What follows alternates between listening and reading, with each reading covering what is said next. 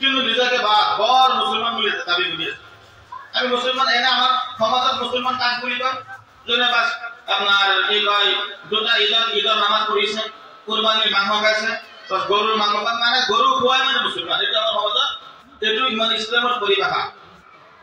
অথচ মুছলমান হ'বলৈ হ'লে যে 1 নম্বৰ শৰ্ত যে কলিমা জানিব লাগিব। কিন্তু দুখৰ বিষয় আজি আমাৰ সমাজখন 95% আমাৰ মুছলমানে কলিমা নাজানে। এটা আফসোসেৰ কথা হয় না। যেনেকা মুসলমান হবলৈ হলে কলিমাৰ শৰ্ত, তেনেকা মৌতৰ সময়তো কলিমাৰ শৰ্ত। আল্লাহ তাআলা পুৰা তাকিদ দি কৈছে যেতিয়ালৈকে তুমি মুসলমান নহবা তেতিয়ালৈকে নমৰিবা। আৰু লাষ্ট আপোনাৰ একেবাৰে যেটো গণ্য হ'ব লাষ্টত কলিমাই, যদি লাষ্টত মৌতৰ সময় যদি কলিমা মুখেৰে ওলায় তেতিয়া আপোনাৰ মানে ৰাস্তা বনিব, নহলে কিন্তু মানে কথা বেয়া আছে। তো যেটো দি আমি ইসলামত ধৰি ৰাখিছো, যেটো দি আমাৰ প্ৰথম মুছলমান নাম হয়, আজি হেতু আমাৰ সমাজত নাই। আৰু ইয়াৰ বিষয়ে চিন্তাও নাই। কেইজন মানুহে চিন্তা কৰিছে? আজি যে আমাৰ কলিমা ঠিক নাই, কলিমা অবিহনে কোনেও জান্নাত মুছলমানই হ'ব নোৱাৰে। জান্নাতৰ দূৰৰ কথা, কলিমা অবিহনে কোনো এজন মানুহ মুছলমানই হ'ব নোৱাৰে। জান্নাত বহুত দূৰৰ কথা। যেতিয়া আমাৰ কলিমা জানা নাই, কলিমা আমি যদি কোনোবা শিকিছো মানে উচ্চাৰণ বিলাক অশুদ্ধ, আৰু যদি কোনোবা উচ্চাৰণ শুদ্ধ আছে কিন্তু কলিমাৰ অৰ্থ নাজানে, এটা আফসোসৰ কথা হয় না। আৰু ইয়াৰ কাৰণ কি জানে? ইয়াৰ কাৰণ হল আজি আমাৰ সমাজত মানে ইছলামৰ শিক্ষাৰ কোনো মূল্য নাই। আজি আমি এইটো মই নকওঁ যে জেনেৰেল শিক্ষা নালাগে, জেনেৰেল শিক্ষা অত্যন্ত জৰুৰী। আপোনাৰ ল'ৰাক আপুনি যি শিক্ষা শিকাওক, কিন্তু কমচে কম ইসলামৰ প্ৰাথমিক জ্ঞান এইখিনি আপনাৰা নিজেও হাসিল কৰা ফৰজে আইন, আৰু নিজৰ সন্তান ল'ৰা ছোৱালীকো এইখিনি জ্ঞান দিয়া ফৰজে আইন।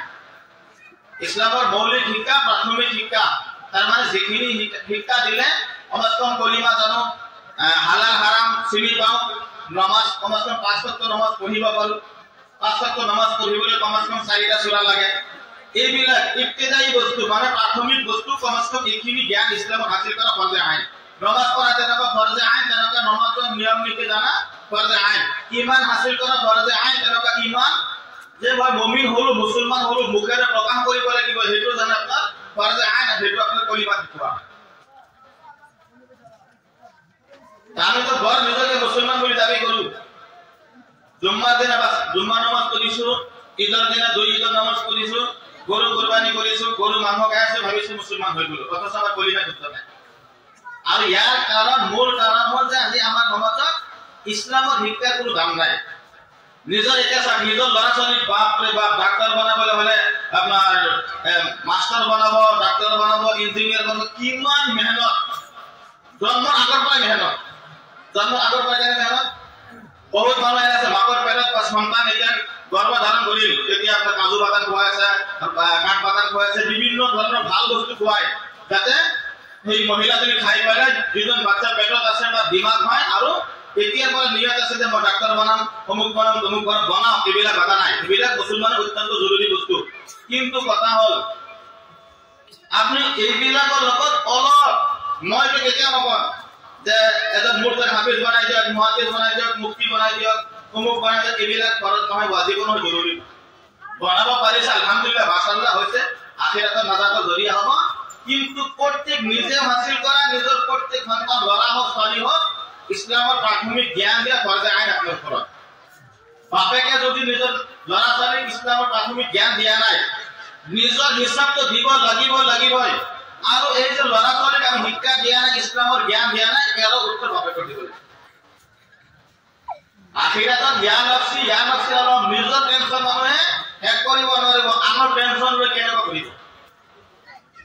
আজি আমাৰ ল'ৰা ছোৱালীক এটা দুটা বাক্য বুজিব, মই মৰি গলে মোৰ ল'ৰা ছোৱালীৰ কি হব, এইটো প্ৰত্যেক বাপেকে চিন্তা কৰে। দুটা বাক্য, মই মৰি গলে মোৰ ল'ৰা ছোৱালীৰ কি হব, এইটো চিন্তা প্ৰত্যেক বাপেকে কৰে। কিন্তু মোৰ ল'ৰা ছোৱালী মৰিলে মোৰ ল'ৰা ছোৱালীৰ কি হব, এইটো চিন্তা 99% মানুহৰ নাই। দুটা বস্তু বুজি পাইছে না? দুটা বাক্যৰ বেলেগ বেলেগ অৰ্থ। ধৰক মই বাপে, আজি আপনি বা মই ইমান টকা পইচা কিয় কামাই আছো, কিয় ইনকাম কৰি আছো? একমাত্ৰ বাস মোৰ ল'ৰা ছোৱালী যাতে মই থাকোতে ভাল অৱস্থাত জীয়াই থাকে আৰু মই মৰি যোৱাৰ পিছত যাতে তেওঁলোকে ভাবে কিবা এটা বস্তু হৈ যাওক। এইটোৱে উদ্দেশ্য, বেলেগ কোনো উদ্দেশ্য নাই।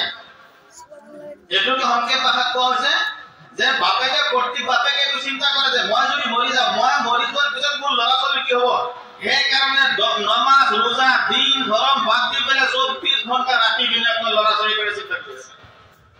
কিন্তু ল'ৰা ছোৱালী মৰিলে ল'ৰা ছোৱালীৰ কি হ'ব সেইটো চিন্তা প্ৰায় 99% মানুহে নকৰে।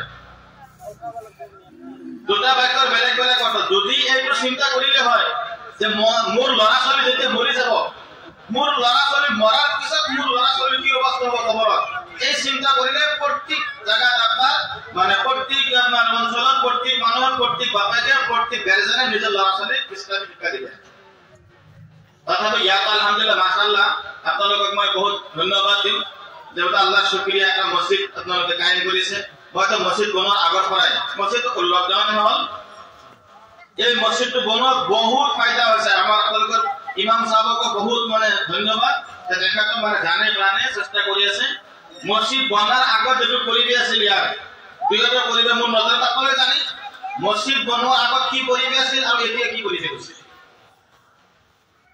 গতিকে এইটো ইনশাআল্লাহ আপোনালোকে ভাবে যে এনে নহয় মানে মছজিদ মাদ্ৰাসা আৰু সমাজ চলোৱাৰ বাবে নহয়, নিজে জাহান্নামৰ পৰা বাচাৰি পেটা ৰাস্তা।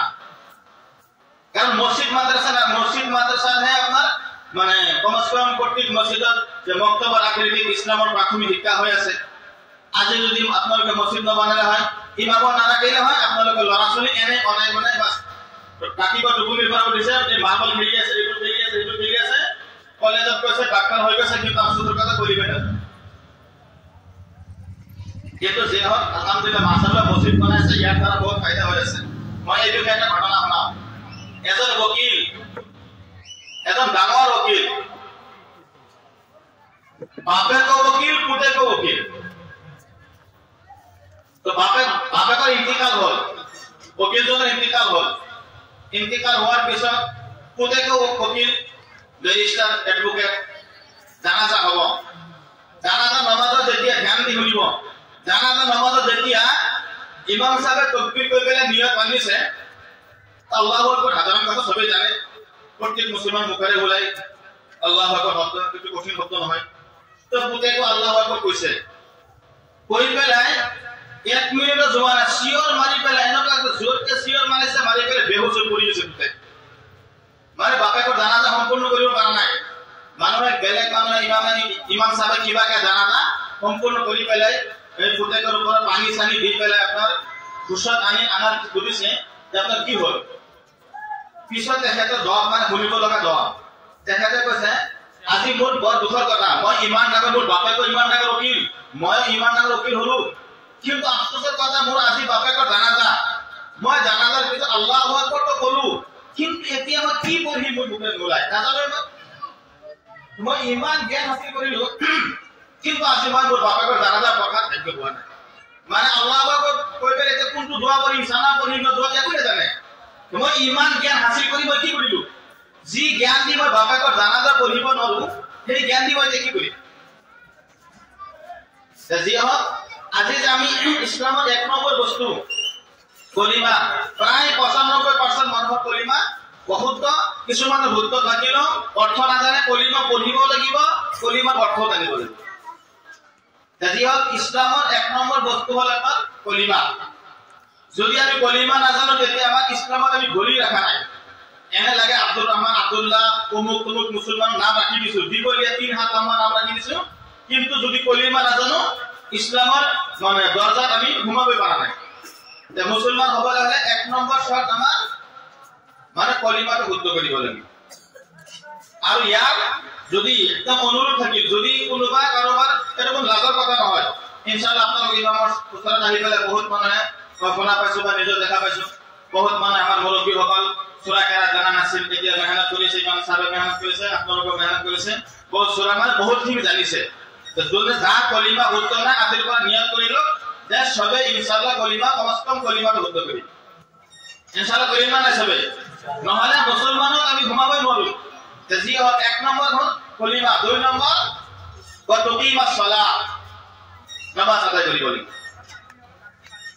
এইটো 2 নম্বৰ। আৰু ইছলামৰ পেহচান, মুছলমানৰ পেহচান, সব বস্তুৰ পৰিচয় আছে। আজি যে আমি নাম ৰাখিছো অমুক আব্দুল্লাহ অমুক, কিয় নাম ৰাখিছো? এইটো পৰিচয়। যাতে আমাৰ গাঁৱত বা আমাৰ ঘৰত 5টা ল'ৰা, এতিয়া কাৰোবাৰ যদি নাম নাৰাখে, এটাৰো নাম নাই, আমি মাতিব কেনে? তো মাতাৰ কাৰণে নাম ৰাখা হলে তো পৰিচয় হয়। তেনেকুৱা ইছলামৰ বা মুছলমানৰ পৰিচয় কি? আমি যে মুছলমান, পৰিচয় কি? মই টুপি পাঞ্জাবী পিন্ধি আহিছো, সেইকাৰণে মুছলমান নেকি? পাঞ্জাবী হিন্দু, পাঞ্জাবী গাই মুছলিমো নপঢ়ে। পাঞ্জাবী গাই মুছলিমানে পৰিধান কৰি আছে, আমাতকে দীঘলীয়া পাঞ্জাবীও আছে। গাই মুছলিমে টুপি নিপিন্ধে, গাই মুছলিমৰ দাড়ি নাই, পাঞ্জাবী সকলে দাড়ি চাব, টুপিমত দীঘলীয়া দাড়ি। তাৰ মানে কি বুজি পালো? যে পাঞ্জাবী পৰিধান কৰিছো, মুখত দাড়ি আছে, টুপি আছে, এইটো ইছলামৰ পৰিচয় নহয়। গাই মুছলিমো সব আপোনাৰ পাঞ্জাবী পিন্ধে, টুপি আছে, আপনার দাড়িও আছে। তেতিয়া যদি পাঞ্জাবী পিন্ধা, টুপি রাখা, এটা জরুরি বস্তু, সুন্নত। দাড়ি রাখা জরুরি, অত্যন্ত জরুরি, পাঞ্জাবী পরিধান করা সুন্নত, টুপি মাথায় রাখা মুস্তাহাব, এইবিলাক বস্তু ইসলামের ভিতৰত পৰে, কিন্তু ইসলামেৰ পৰিচয় নয়। মানে এইবিলাক বস্তু চাই আমি ফয়সালা কৰিব নোৱাৰিম যে এজন মুছলমান, কাৰণ এইবিলাক গাইৰ মুছলিমৰ ভিতৰত আছে। আৰু হাদিস, কোনো হাদিস কোরআনত নাই যে যোনে পাঞ্জাবী পিন্ধিছে সি মুছলমান। কোন হাদিসত নাই, কোন আপনার কোরআনত কোনো আয়াত নাই যে টুপি পিন্ধিছো গতিকে মুছলমান হৈ গ'ল, কোন হাদিসত নাই। কোন কোৰআনৰ আয়াতত নাই যে মই দাড়ি ৰাখিলো বুলি মই মুছলমান হৈ গ'ল। মানে এইবিলাক পৰিচয় নহয়। ইছলামৰ পৰিচয় এটা, বাইনাল আবদি ওয়াল কুফৰি তাৰকুস সালাহ। তাৰ মানে ইছলামৰ মুছলমানৰ মুমিনৰ এটাই পৰিচয়, মই মুছলমান হওঁ না নহওঁ, তাৰ পৰিচয় কি? নামাজ। তাৰ মানে কোনোবাই যদি নামাজ পঢ়িছে, হাদিসৰ কথা, কোনোবাই যদি নামাজ পঢ়িছে সি মুছলমান, কোনোবাই যদি নামাজ পঢ়া নাই বাকীখিনি মই নকওঁ, আপোনালোকে নিজে নিজে ফয়সালা কৰি ল'ব। তাৰ মানে কি? এটা এই হাদিসৰ আৰু এটা কথা আছে, মান তাৰাকা সালাতাহু মুতাআম্মিদান ফাকাদ কাফাৰ। পুৰা মানে স্পষ্ট, যোনে জানি বুজি নামাজ এৰি দিছে সি গোয়ান কাফিৰ হৈ গৈছে। এতিয়া আমাৰ আইম্মা সকলে, উলামা সকলে আগৰ পৰাই উলামা সকলে চিন্তা ফিকিৰ কৰিছে যে ইমান হাজাৰ হাজাৰ কৰোৰ কৰোৰ মানুহ বেনামাজি থাকিব। এতিয়া যদি এই হাদিসত যেনেকুৱা স্পষ্ট হিচাপে আহিছে, তেনেকুৱা যদি ফটোৱা দিয়া যায়, 99% মুছলমান ইছলামৰ পৰা খাৰিজ হৈ যাব। এইটোতো অসম্ভৱ কথা। গতিকে টানাটানি, আমাৰ ভাষাত মানে কিতাবী ভাষাত তামিল বুলি কয়, মানে টানাটানি কৰি পেলাই মুছলমানৰ লিষ্টত ৰখা হৈছে। মানে এতিয়া হাদিসত পৰা স্পষ্ট আহিছে, বাইনাল আবদি ওয়াল কুফৰি তাৰকুস সালাহ। মানে মুমিন না কাফিৰ, তুমি বিচাৰি লোৱা যে নামাজ পঢ়িছে বাস মুমিন, নামাজ পঢ়া নাই। কিন্তু মানে এই হাদিসত যেনেকুৱা আহিছে সেনেকুৱা উলামা সকলে আমাক ফটোৱা নিদিয়ে। বৰ্তমান পৰিস্থিতি চাই পেলাই আমাৰ আমি সৰুৰ পৰা শুনা পাইছো 4জন ইমাম